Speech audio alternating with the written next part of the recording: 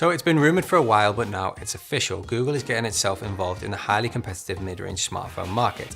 I have here with me the Google Pixel 3a. This is a $400 version of Google's smartphone hardware. But how many concessions do you have to make to meet that price point? Let's find out.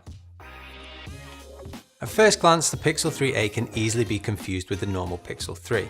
Taking a closer look, however, reveals some differences, which also gives you a hint as to the cutbacks that have had to be made here. There's only a single camera on the front now, but the loudspeaker located in the wide bezel above the 5.6 OLED display is still there. However, stereo sound is still possible on the 3a thanks to the loudspeaker earpiece combination at the top and the downward facing speaker at the bottom.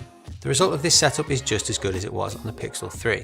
Google has also given the Pixel 3a a headphone jack, so thanks for that, Google. The phone itself is made of polycarbonate, and when you pick up the rather shiny Pixel 3a, it feels pretty good in your hand. I'm probably not in the norm here though, as I prefer plastic to the current trend towards glass backs anyway. Under the hood there is neither a high-end SoC or one of the new 700 series chips from Qualcomm, but a Snapdragon 670. But as Google told us in an interview, thanks to software optimization, this Pixel 3a is still able to achieve the best possible smartphone performance.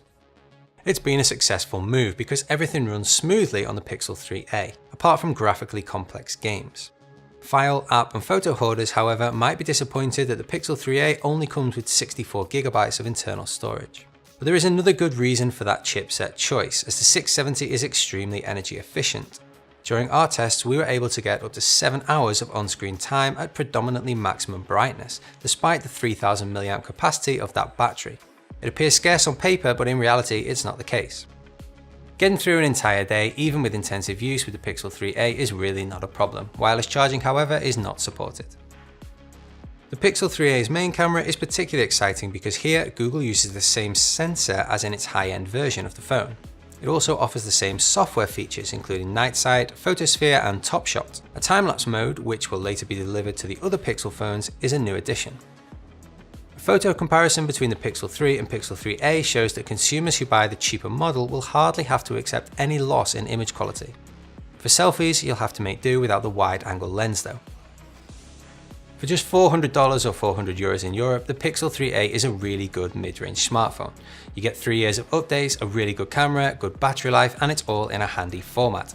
You'll have to sacrifice that wide-angle selfie camera though and wireless charging, plus Snapdragon's latest chipset. I think this Pixel 3a is a really good compromise. Tell us what you think in the comments below, and if you enjoyed this video, don't forget to like it and subscribe to our channel for all the latest Android news. I've been David, thank you for watching.